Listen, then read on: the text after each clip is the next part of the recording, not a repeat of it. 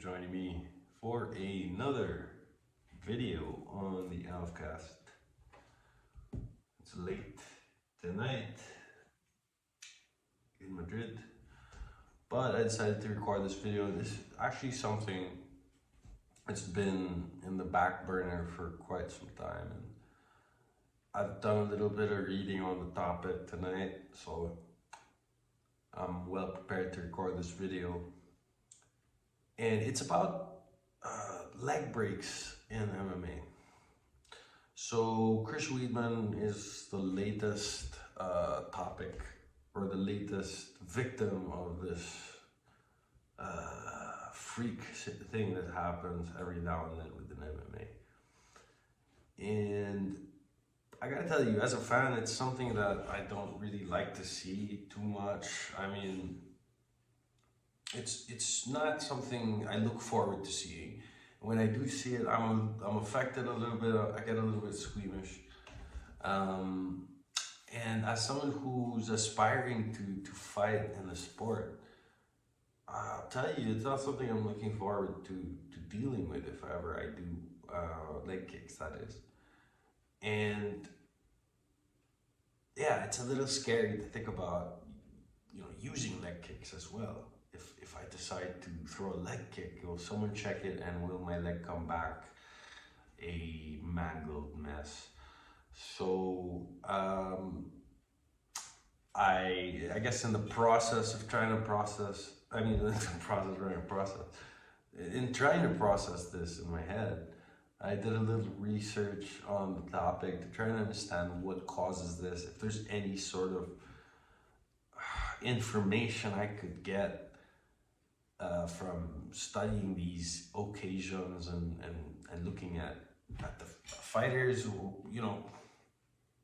And so I looked at them and I came up with a couple of points that I wanted to share. And I think these leg breakages happen due to two things, and that's the size of a fighter's leg or legs, and the amount of testosterone that a fighter has, and for how long. Now I'll go into that a little bit more. Just a brief history of leg breakages, and I'll focus more on the UFC, but not exclusively. So like I mentioned, Chris Weidman was the latest. He had a fight with Uriah Hall in UFC 261. It's uncertain if Chris Weidman is going to come back to the sport yet. Right now, he's sort of going through a process of rehabilitation and, just trying to move basically, trying to go walk to the bathroom and go to the grocery on his own. So it's hard to think like how long it would take for him to become, in fighting shape, if he ever does. I think the latest I saw with Chris Weidman was him doing a little bit of training, a little bit of light training, which was, so a good thing to see as a fan. Like, hopefully he doesn't quit, and hopefully he's able to rise up from this and maybe do a couple more fights successfully, if that's what he wants to do. But moving on, apart from Chris Weidman, obviously the origin of this and one of the most famous leg breaks was when Anderson Silva broke his leg in UFC 168 against, ironically, Chris Weidman as well. And there's another fight within UFC, lesser known fight, Corey Hill, who has since passed away, RIP, versus Dale Hart.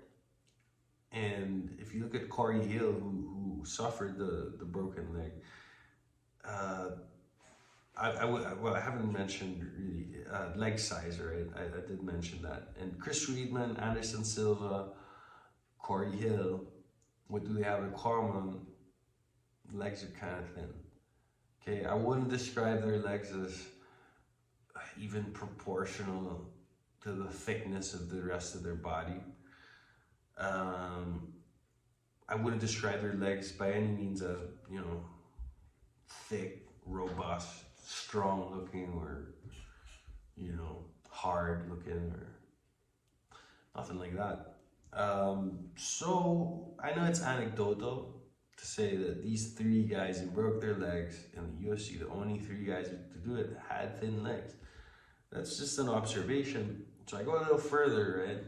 And I find another guy who broke his leg after Chris Weidman, German fighter who fought in a lower league here in Europe, named Nico bear with me here, Samsonites.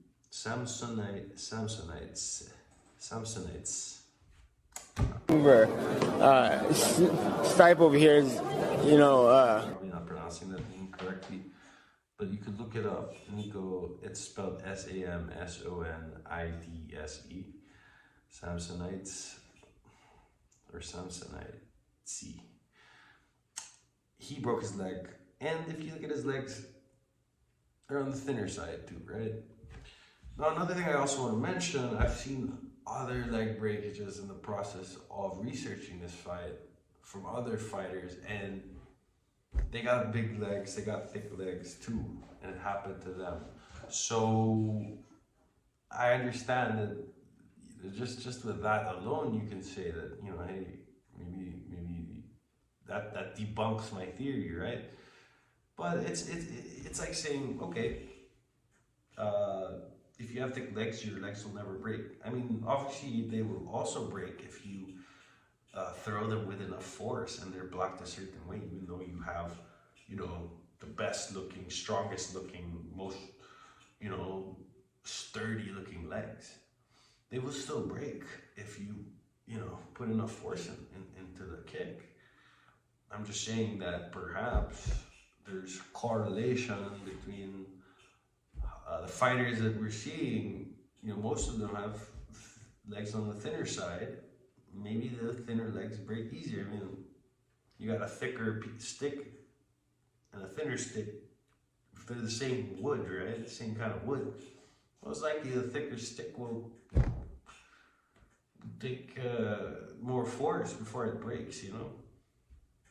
I'm not really a physicist or whatever the hell you need to be to talk about this in an authoritative way, but I mean, it doesn't sound too complex, right?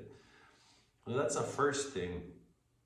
Another thing, and it has to do with a recent podcast I heard. I'm not gonna credit the podcast, doesn't matter anyway, but I was listening to someone who wrote a book about, it wasn't about testosterone, but he did mention, and this is not the first time I've heard of it or read about it, that testosterone has to do with the strength of your bones. If you have high testosterone or a healthy amount of testosterone versus if you had low testosterone, your bones would be stronger if you had the better testosterone, the right amount of testosterone, as you should. And we all know that as you age, you lose testosterone or you have less testosterone. And for other factors, I believe outside of testosterone, when you age, also your bones get brittle and less, you know, they break easier, basically. So my point is, you know, Anderson Silva, for example, broke his leg when he was 38. Chris Weidman broke his leg when he was 36. The other two guys I mentioned, Corey Hill and Nico, the German fighter, they were young. So, I mean, in that way as well, it kind of conflicts the observation. But, you know, it's in the same way, if you put enough force into that kick, if you have a thin kick and the guy blocks it, a thin leg rather, and your opponent blocks it the right way, your leg's probably gonna break.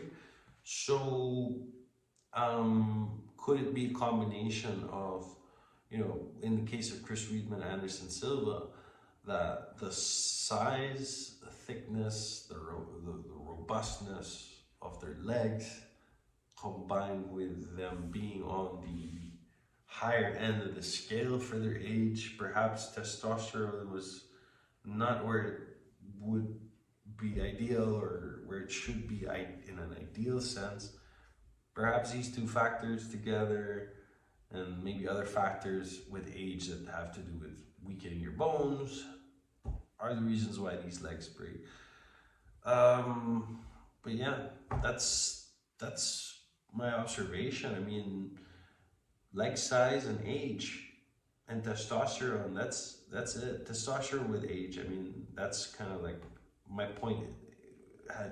It's tied in together, right? If you're older, you have less testosterone. If you have less testosterone, you have weaker bones. So yeah, that's the way I'm looking at it. What do you think? I mean, if you know more about this topic, please share it with me in the comments. I'd like to hear what other people think about this. It's something I'm going to continue to look at.